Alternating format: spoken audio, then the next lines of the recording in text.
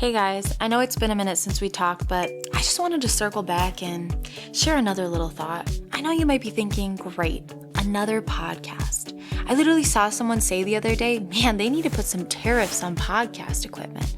As if this world needs another group of women yapping on about who knows what to who knows who. I get it. I mean, how have we gotten to this place where women's contributions to modern society has been reduced to either making sourdough or creating a podcast? But before you write this off as just another podcast, hear me out.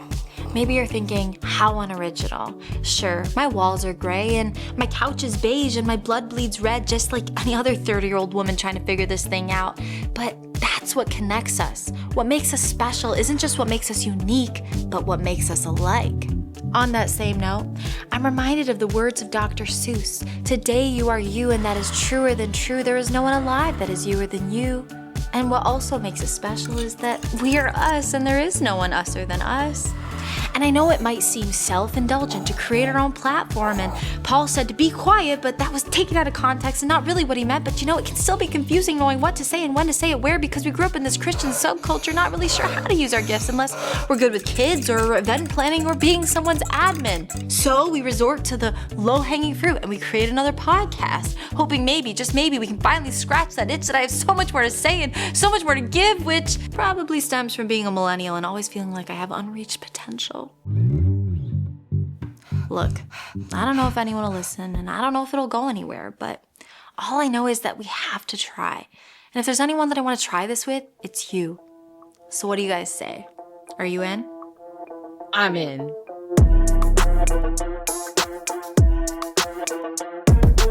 Yes. All right, guys, we are here. Yeah, we made it. Yeah.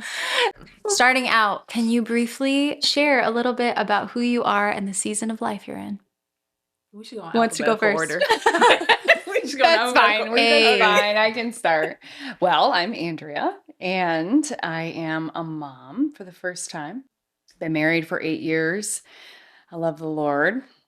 I was a hairstylist for a long time, worked in a salon, and slowly went to school and ended up getting a master's in dietetics. And so now I'm working as a dietitian.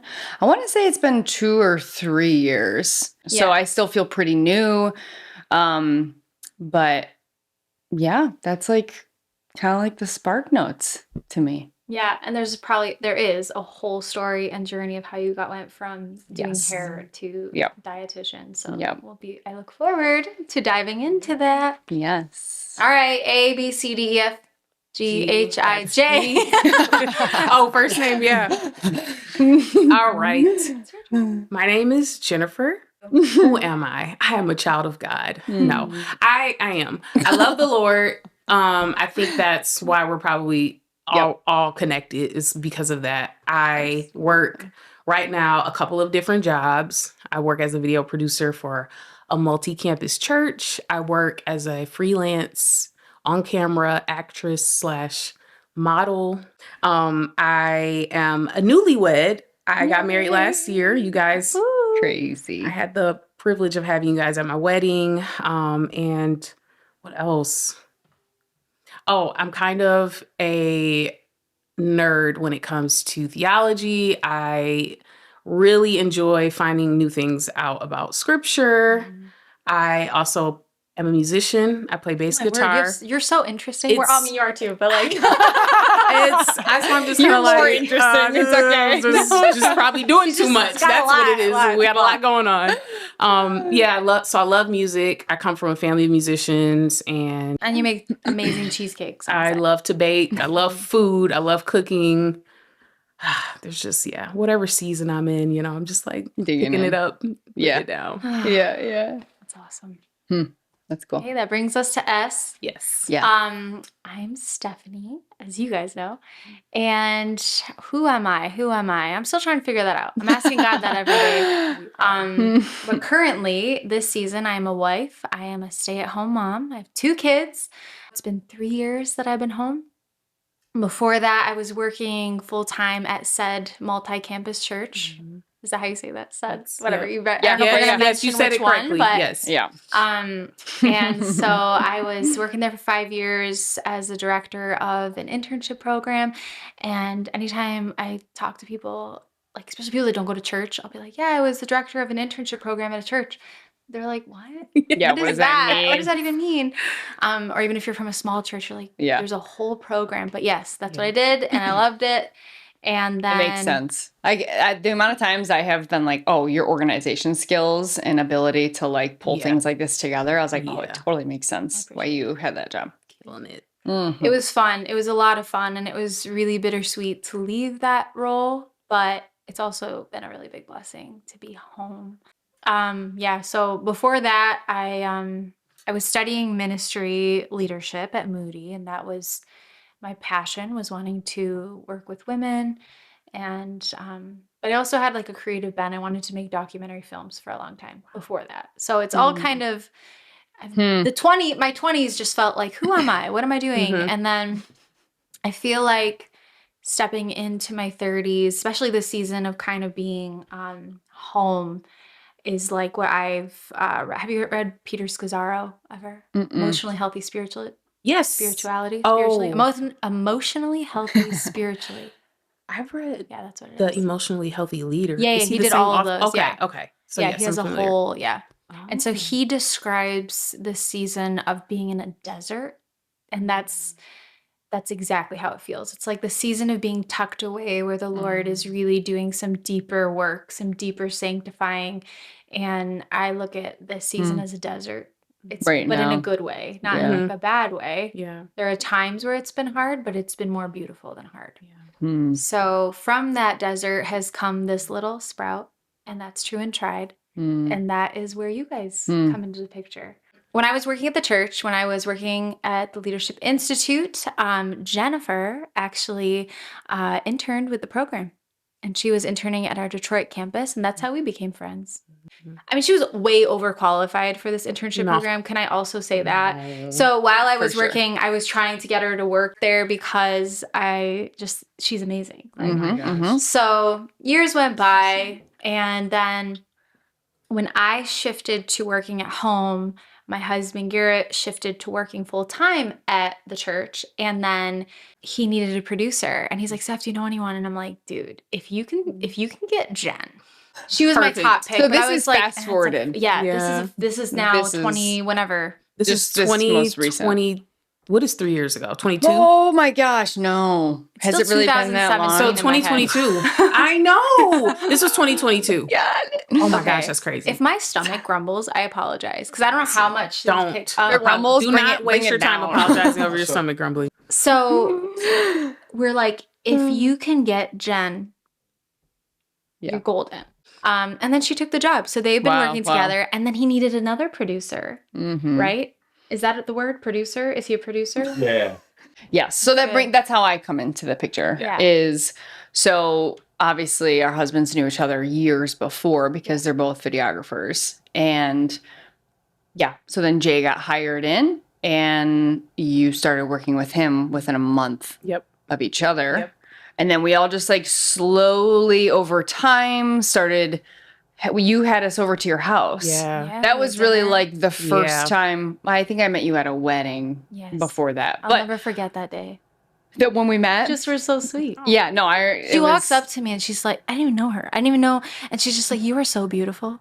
I mean, look at you. Okay, that's not. I didn't mean to bring that up for that reason. It's true. But seriously, it was You really- like, like a girl's It is girl. true. Yeah. Like it was just like, who is this Oh, person? girl's Like, girl, wow. yes. Because when you go to a wedding, you don't really know what. Well, actually, I know a lot of people at that wedding, but I don't know. You just don't feel like that comfortable. And like women are always like either competing with each other or like whatever. And Andrea just like Clicked up. just like it was amazing. I just felt your light and warmth right. That's very I sweet. love this. I never heard this story. I didn't know you guys. It was met. simple, Yes, but I so just beautiful. loved it. Yeah, I was at like, that oh, point, love I it. had heard so much about you too. So I was just very excited to meet you. I don't know the first time I met you. No, I'm trying to think. I think it. I know when it was. Oh, it was kind of chaotic. I was in Petoskey playing a wedding, and What? Jay was it was. That's not where we met. Oh, Sorry. Oh, Jay. okay. The next he was like, "What?" okay. That's so funny because Oh, yeah.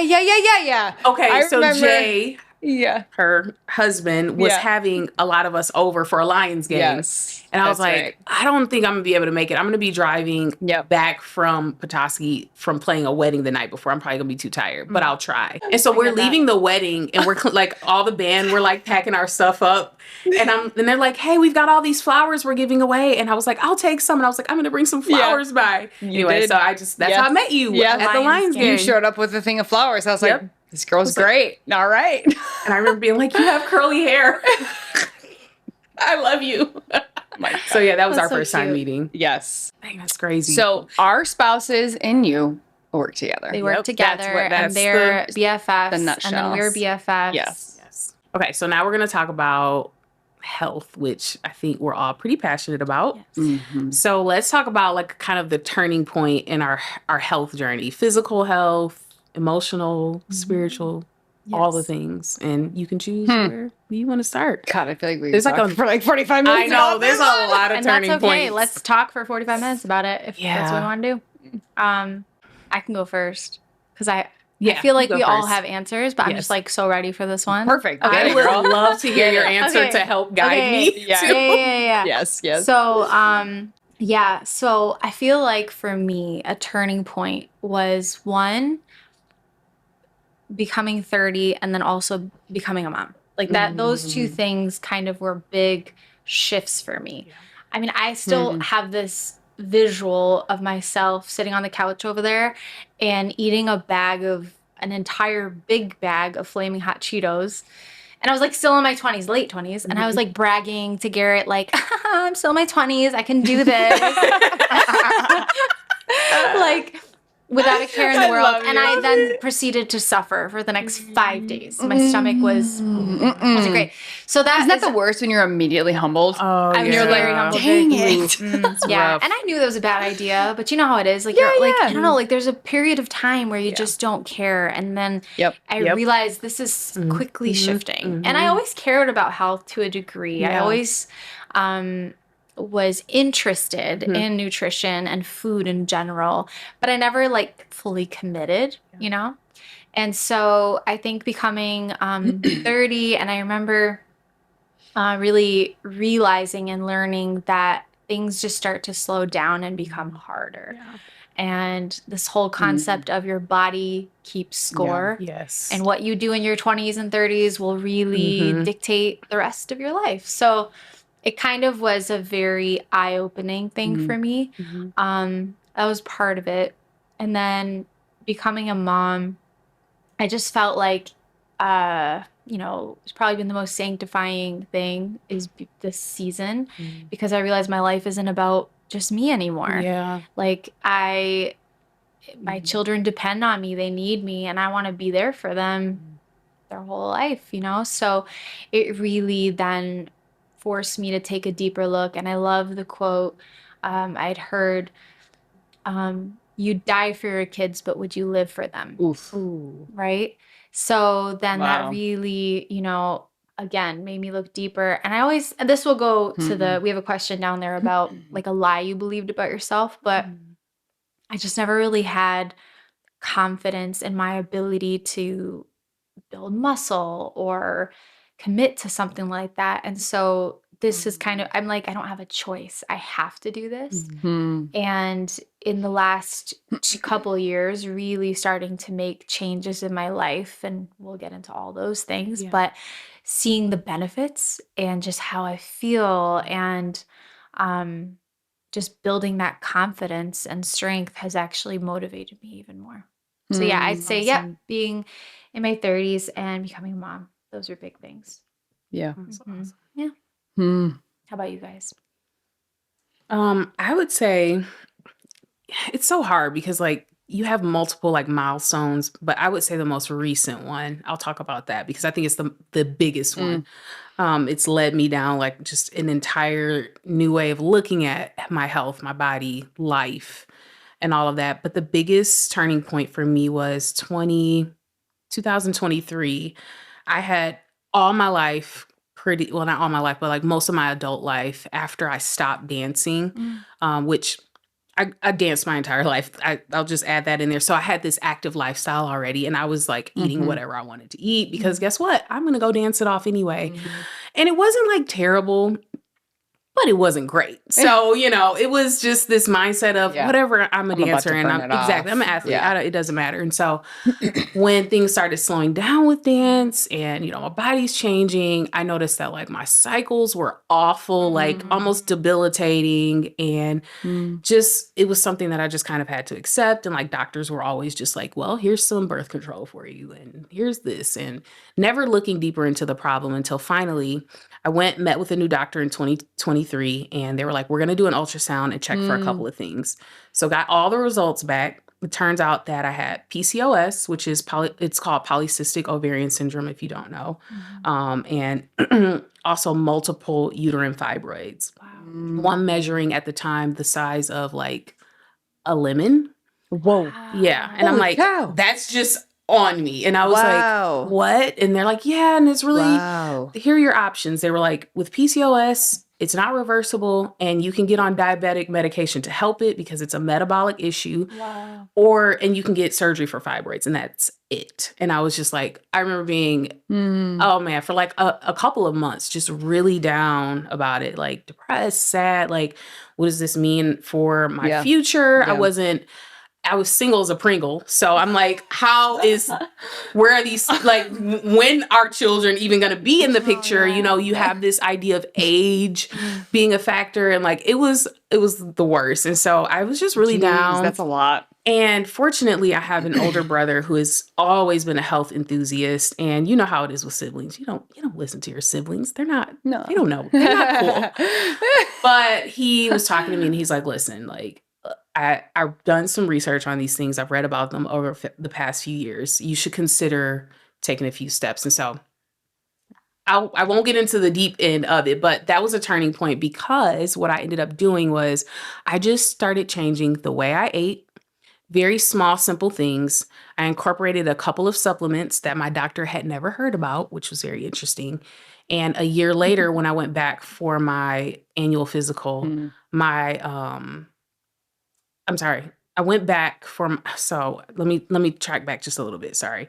I went for a physical the same year, got my A1C. I was pre-diabetic and they were just like, well, like, don't be too concerned about it. Maybe just like work out a little bit more and like cut back on your sugar. And that was it. And so I was like, okay. So, and I did do that and I had already been doing it. But at this point, my brother was like, walk me through what you're eating. So we walked through some things. He's like, stop doing this, this, and this. Brother. A year later. Did he save your life?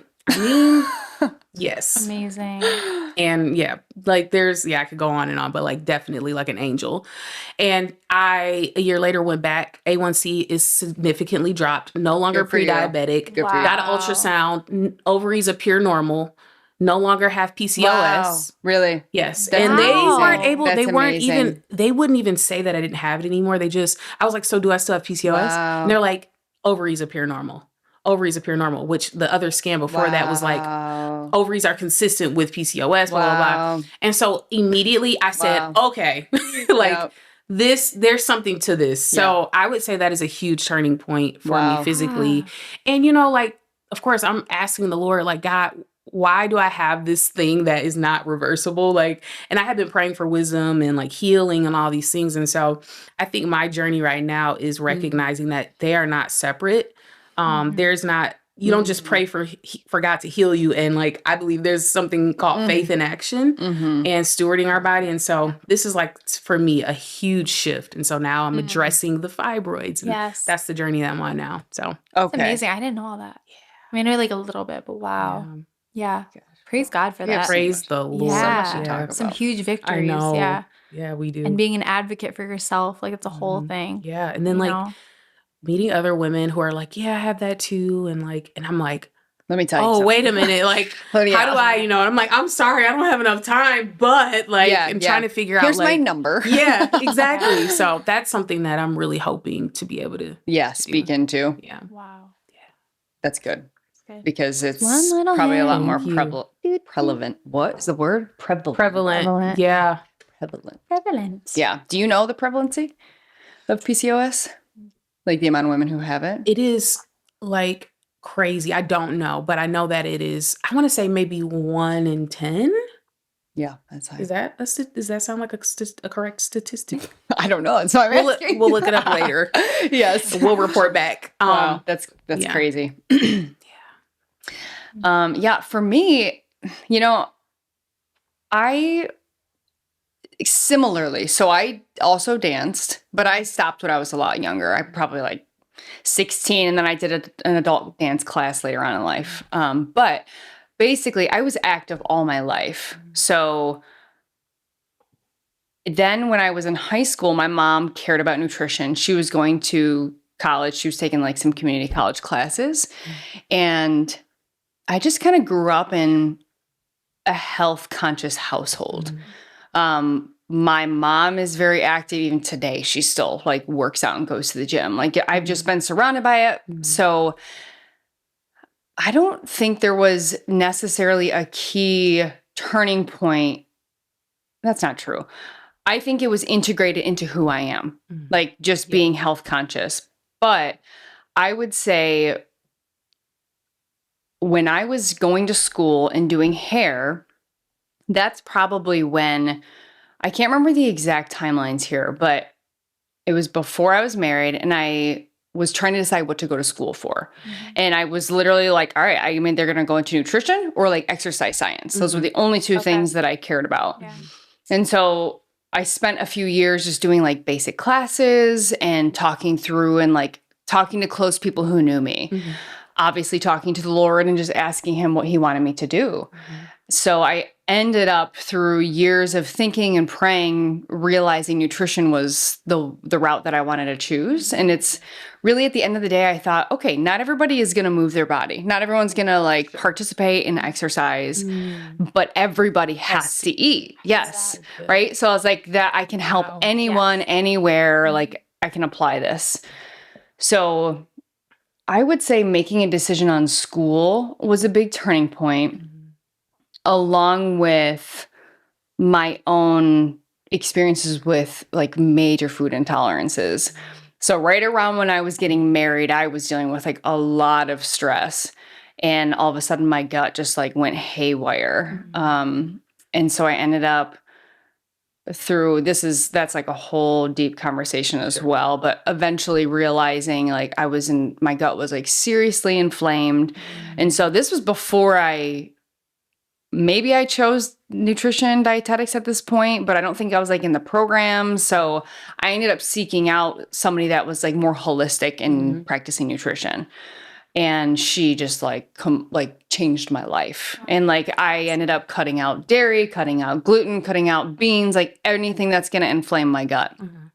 And because I was in such severe pain, like I had major those are like different stories for another time, but like keeling over, like, but this was also even to a minor level, I was dealing with this every day. Every day I was in severe pain after eating. How many years I was just going to ask, how long? I probably, gosh, Jay would probably remember better. I want to say it was years. Oh my gosh. Like a couple years of maybe it was progressive. It progressively got worse. Wow. So maybe there was only like 1 year of like really, really bad into where I finally found this person. And then cut all these things back, got on vitamins and minerals, took probiotics, just like kind of gave my gut a rest. Yeah. So again, I'm diving in more than I even mean to, but that was on top of it. That was a whole nother layer of, okay, not only do I already care about nutrition because I have to decide what I want to go to school for, but now I have my own personal like issues that I'm realizing I can kind of work through and heal from. Yeah. So yeah, that would probably be my major turning point in health. Have you ever felt like your body was working against you? I feel like you guys really just shared that. Yeah. Honestly, I have actually quite a bit. No, I wouldn't say quite a bit, but I have actually an interesting thought about this. So when I hear that question, I immediately actually based on my own personal experience, I don't think our bodies necessarily work against us. Okay. I think they work for us, in my opinion, because when I look back at that, now I can see I was so overloaded with stress. Mm-hmm. And if our bodies didn't have symptoms, How like would you how know? much farther would I go before I keeled over and just died, right? Yeah. And so even like with you, I know it's hard because there's so many avenues of like our bodies working for or against us. But like if you didn't have symptoms, Yeah. right? If you Right. didn't have these markers to know like, oh, you're pre-diabetic, how would you have made a change? Exactly. So I think our bodies work for us. That's kind of where I'm at now, which maybe my mind will Really good change in the point. future, I but love that. I think our bodies like tell us Yeah. so much. And it's a matter of like us being, I think, more in tune and holistic and being like, our bodies we're so connected, right? Like our spirit, our soul, our minds, our hearts, and our body. Yeah. So it can feel like this tear at times, but I really do think it's our body sometimes being like, hey, you're a physical being and everything going on inside of you matters. And so it's almost like a marker for me, even like before I ended up really kind of healing my gut. Actually, that's not even true. Even now, I still will have gut pain. And most of the time, it is now not food induced, it is stress induced. Then it's a marker for me where I'm like, oh man, I'm stressed. I'm stressed out. Like I have to figure out how to like calm down, get in the word, just be in his presence, deep breathe, meditate. So that's my perspective of it. Now I'm just thinking about that. Like I I'm just like, know. oh, that reshapes how I'm thinking about the question too. Yeah. Because I think a lot of times when what feels like our body working against us, a lot of times could just be us not being aware and understanding our body and what could be triggering those things, you know? And the more you understand, like you're saying, the more you understand the causes or like how your body works and why they work and hormones and the brain and all this stuff, then it kind of opens the door to, you know, what are these holistic solutions and things you can do to advocate for yourself and to care for yourself. But if you live in, for lack of better words, ignorance, not knowing, and you just continue down, you know, that path and you don't make any changes or shifts, then it will feel like your body is working against you, right? Well, because we it's an kinda have to work interruption. with our bodies. It feels frustrating. Like it feels like it's stopping us, right? Like our mind or our heart, whatever it is, wants to go, go, go, go, go. And then our bodies, it's like having kids. Like they force you to stop what you're doing, right? And it's annoying. A lot of times it's like, oh my gosh, can I just finish something? And so that's but we care for our kids, right? We're like, okay, you're ticking me off right now, but I love you. So I'm going to stop right now. Same thing with our bodies. Like you're an interruption to me. But we can ignore ourselves a lot easier, right? You know, and I want to hear what you have to say about this, but this is just getting me thinking too.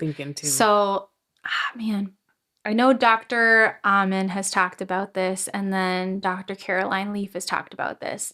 They believe and have done studies on brain plasticity. So, like how malleable our brain is and how it's like an emerging field of study. It's been around, but it's not it's like been around super long. Like the brain is just the brain and the gut obviously are connected, right? And then there's so much that we don't understand about the brain. But one thing that has now concretely become clear is that our brains are malleable and can heal and be reshaped. So it's interesting that you bring that up about stress too, and how stress affects our bodies. So like our mind, one thing that I know Dr. Caroline Leaf talks about, she describes it as like this tree. So like our thoughts, and I don't know all the scientific words for it.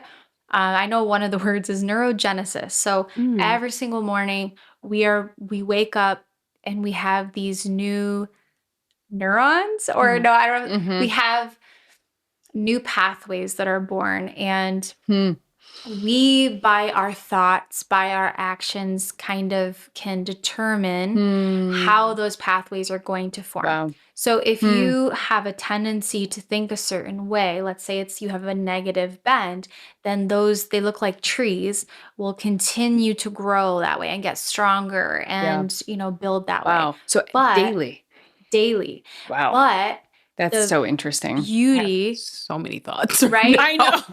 Yeah. But the beauty of it is the fact that every day you can also shift your thinking. Let's say you have these negative thoughts, but you're continually trying to shift your thinking into a more positive way. You're taking care of your mind, taking care of your body. All these things will feed into it. You have healthier pathways that emerge. And the more you live in that positivity, the stronger those become. And it made me think, and she brings this up, it's Paul talks about, is it Romans 8? Renewing your mind. Reminds me of Romans that 8. verse in Romans where do not conform to the patterns of this 12, I world, but be think. transformed by the renewal of your mind. mind.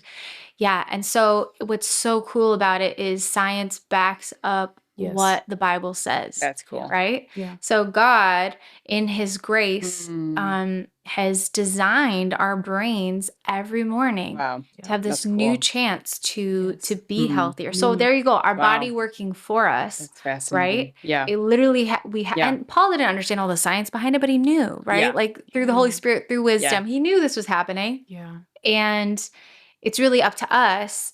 And now, obviously, there are factors that are out of our control that make it difficult to stay positive or live healthy, think healthy thoughts. But once we see that, hey, we have a lot of tools and things within ourselves that can actually serve us, we just need to know how to use them, you know? So that's just made me think about. Yeah. Yeah. I have also random thought that just triggered was when I was reading through a book when I had my baby. I can't remember what book it was. Doesn't matter. But basically, it was talking about essentially the neural pathways that are developed in a baby. And essentially, like every time you meet them when they're crying, every kiss, every tender touch, like it is creating neural pathways. And then, of course, obviously the opposite is true as well. I'm glad. And yeah, exactly. And I just, because I think it's easy, this is a real rabbit hole, but it's easy to be like, it's a baby, like they're so little, like maybe it doesn't matter all that much, but I would remind myself, I was like, wow, neural pathways. Like I'm shaping. I'm strengthening those neural pathways are getting stronger every single time that I come to her when she cries, every time that I'm feeding her and I can rub her head, like I'm building that bond and those neural pathways with her. Absolutely. That is so cool. The brain is crazy. That's a crazy topic though. You were going to say something?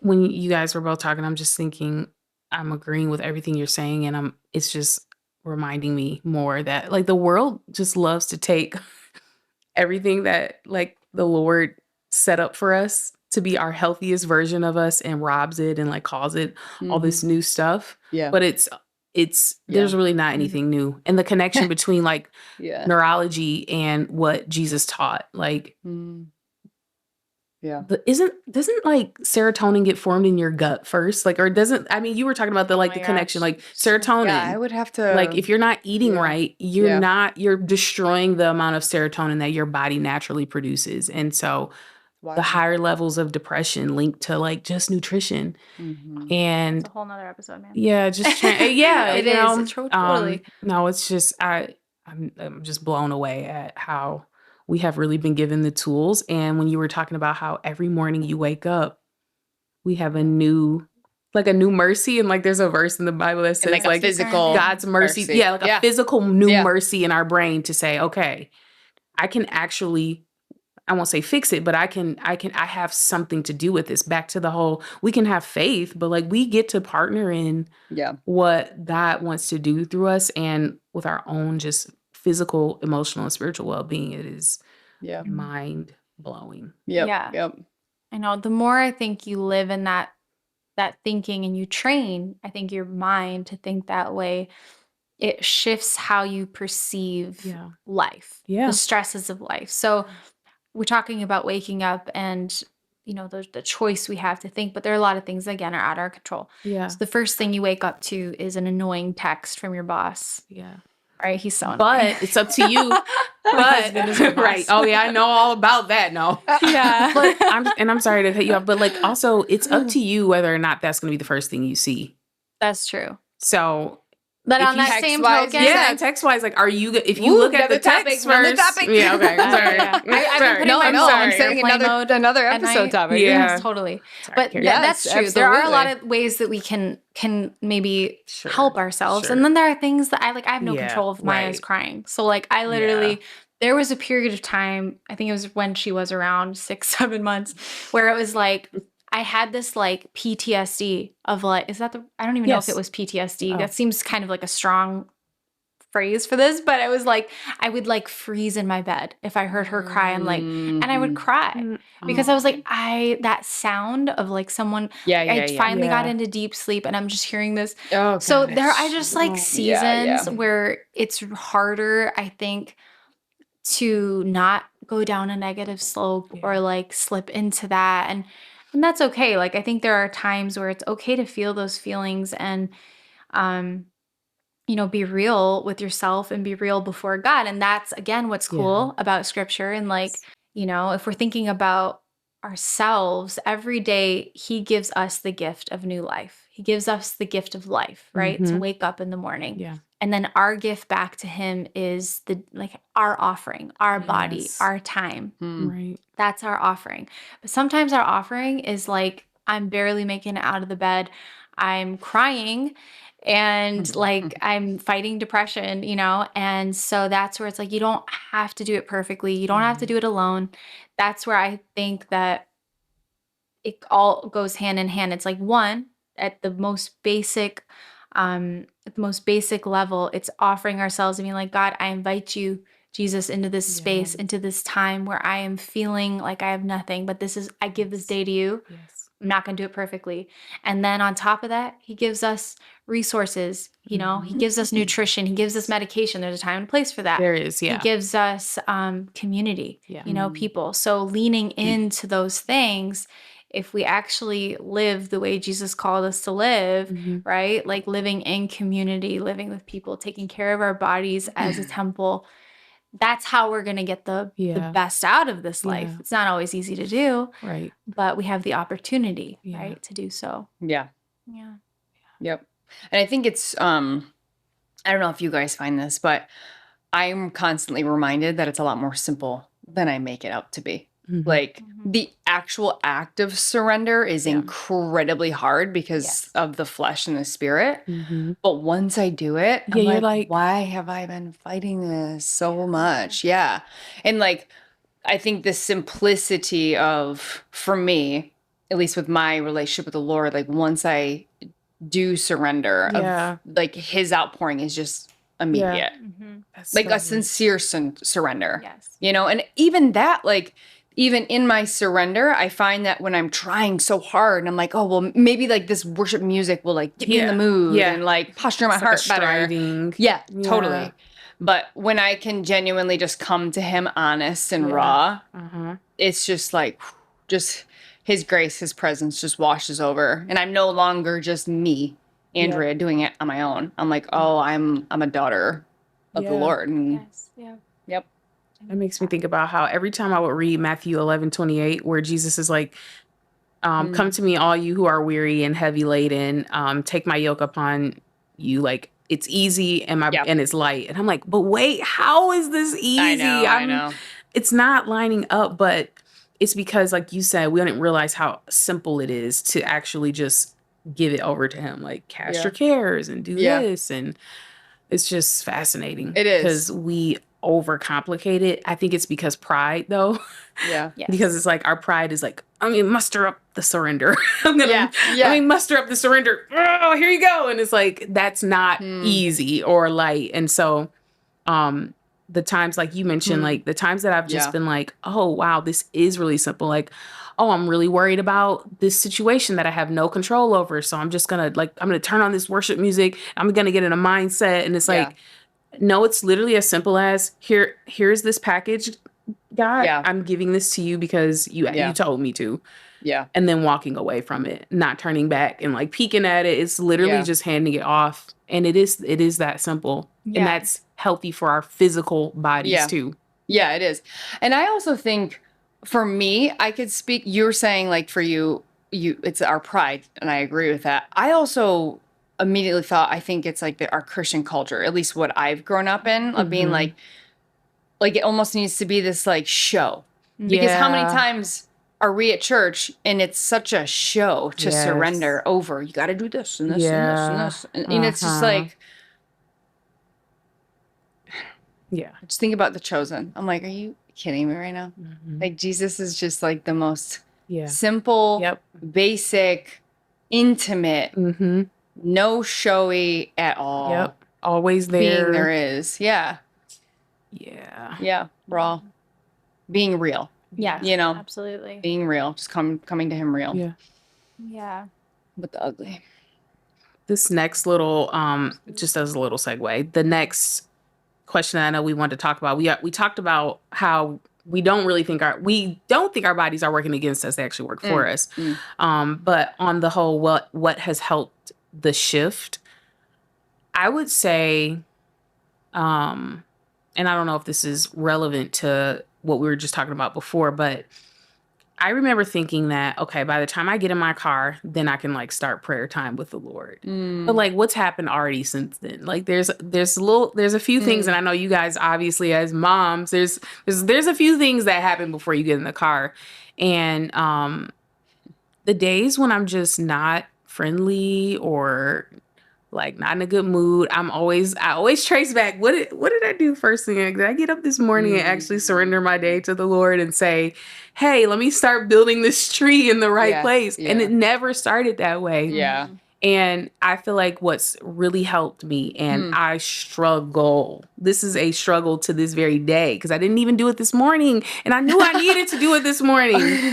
But what has really helped the full holistic shift in everything, because even having the discipline to say no to something like a donut, listen, call me crazy, I need the Lord for that. Like my flesh is saying that is good for you. You need that. That is very good for you, mentally and physically, you know. But like no, so like getting up in the morning, place for a donut. I mean, there is. Don't get me wrong, I'm gonna enjoy a donut, but like when you work at, especially when you work at a church, oh my they just gosh, show up. That's a whole other. Oh gosh, exactly. Like, why is there always a donut in the kitchen? I never had this problem before. I would never just wake up and there's just donuts every morning. I work at a church. Who is buying these donuts? There's always something there. There's always food everywhere. It's a culture. I was the guilty one. I was the one that kept putting bagels. But then every Thursday I was putting bagels in the break room. Says me, who's always baking stuff. Like, here's a carrot cake, guys.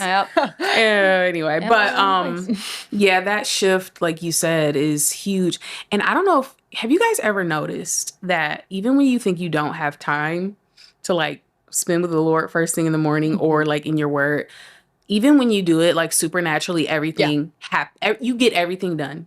Like it has to be supernatural, because I know I didn't have an hour. According to my schedule, if I'm writing everything down to do everything I needed to do. But if I sacrifice, if I make that time in the morning, supernaturally, I have free time at the end of the day. And I'm just like, wait a minute. And I'm energized, and maybe I'm not as tired. And again, I'm not trying to make it like this legalistic like thing, like, well, make sure you do it. But there is this supernatural connection to it. And that all links back to if you're stressed out or not. And like, am I worried about getting things done? It's just all connected and woven in to a perfect design. I gotta be real too with this, because I think it's important, and I know your guys' hearts and where you're at with this, but just like, you know, sitting here in front of cameras and talking about this, it's like, I just don't want to come across as I've got this figured out. No. And I'm perfect at it, because man, when we're talking about, especially when we're talking about like our walks with the Lord and like the discipline side of it.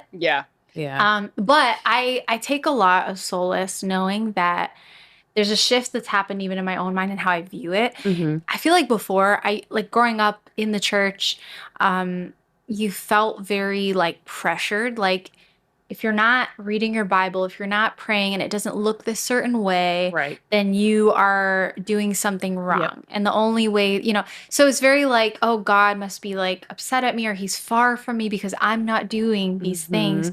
And the older I get, you know, the closer to God I get, the less I know, Yeah. but the more I realize that it doesn't matter, like, the way we think it. It's Yeah. not like you need to do it because you should, but you need to do it because you need him. Yeah. Right. Like, Exactly. you need You him. actually You need him. because you need him. Yeah. Yes. Yeah. Yes. And I think, like, realizing it is genuinely, like, it is a relationship. It Mhm. really is. Mhm. And just like any relationship, like, if I look at my son, when he's mad at me, when he talks to me, when he doesn't talk to me, I love him the same. Yep. My love is unconditional. Aw. And I can't even imagine how much more God Yeah. views us that way. Yeah. So it's like, I have these good things for you and I want to give them to you. So come to me, you know, and Yeah. I'm still learning and growing, as I know all Yeah. three of us are Yeah. growing and learning to receive that from him and That's so actually good. do what he Yeah. instructs me to do or calls me to do. So I just felt like I needed to give that disclaimer of, like, Yeah. none of us are perfect. We are very much figuring this thing out. And I think it's very important for us that we're taking the posture and modeling. Yeah. I think the posture to each other, Yeah. to anyone Yeah. that would listen, that it's okay to Yeah. not do it perfectly and have it all figured out. Yeah. But that being said, something I did write down here was, and our self-care, but even just caring, again, for our physical being, our mental, spiritual, you know, it is always going to require sacrifice. It's never going to come easy, Yeah. but we can make it easier on ourselves by being proactive and carving out the space, educating ourselves, Mhm. setting ourselves up to succeed. Like, when it comes to the health Right, side, right. Yeah. the one that I feel like I struggle with the most is fitness. Like, finding time to work out, like, right now is Oh yeah. challenging. But when it comes to nutrition, if I'm not proactive, if I'm not prepared, Yeah. that's when I go down the slope of, like, all right, I'll eat whatever. Yep. Yeah. You know, it's usually junk if it's going to be quick. Yeah. Mhm. Yeah. But if I carve out space to be like, hey, I'm going to make these things ahead of time, I'm going to do this ahead of Yeah. time, I'm way more Mhm. set up to succeed throughout the week. So just Yeah. like a thought, you know, as far as that goes. Yeah. Yeah. And also, just to piggyback off the thought earlier, totally the fact that we don't have it figured out, obviously. I think And it's never easy will. when we're together, Yeah. we're spurring Yeah. each other. Yeah. So the Yes. conversation might come across as though Yeah. we're just inspired, I think, by each Absolutely. other, Yeah, right? So it's like, absolutely. oh yeah, my best self. This is Yeah. like when I'm in my best state. This is what I'm Yes. doing. Yeah. It's simple. It's not. No, No. this is what I'm we should be not doing. And that's why we struggling encourage each other. constantly. Yes, it's like Yeah. Hanging on for you're dear life. inspiring me, I know. and Yeah. yeah. I mean, So- and that's Yeah. honestly, I think it's one of the reasons why we're even doing this is because, one, Yeah. community. How are y'all out here not thriving in community? Not y'all. I mean Yeah. that as Yeah. like a Yeah. me and my friends make the joke, like, how do people live without community? Like, Not well. Not well. It's Not tough. well, man. And I have lived that life thinking that, believing the lie, like, oh, Yeah. do this on my own. Like, it's a personal Yeah. this. And like, us being together is a part of the edification Yeah. process, because I've already mentally taken about 12 notes Yes. from both of you Same. each. And I'm like, Same. I'm gonna put that one in my back Good. pocket. Yeah, it's really good. Absolutely. So yeah, this isn't a presentation. This is us No. just talking about. Yeah. Yeah. And I think if you got Spurred this on. far, like if you are listening, I Yeah. think you're probably that kind of person that's like, hey, I don't have this figured out. I'm looking for community. I'm looking for other people that share that common ground of wanting to grow in health, home, and heart. And that's why I'm here. Yeah. And so Yeah. you are in good company. You are very much in good company. And we are not experts. We are students. And you are invited along the ride, right? Yep. Yeah. Thanks for spending time with us today on True and Tried. We hope this conversation encouraged you and gave you something to take with you into your week. If you loved today's episode, make sure to follow and subscribe so you don't miss what's coming next. And if you want to keep the conversation going, be sure to reach out on our social media pages. We'd love to hear your thoughts and stories. Until next time, we'll see you back here on True and Tried, where health, home, and heart come together.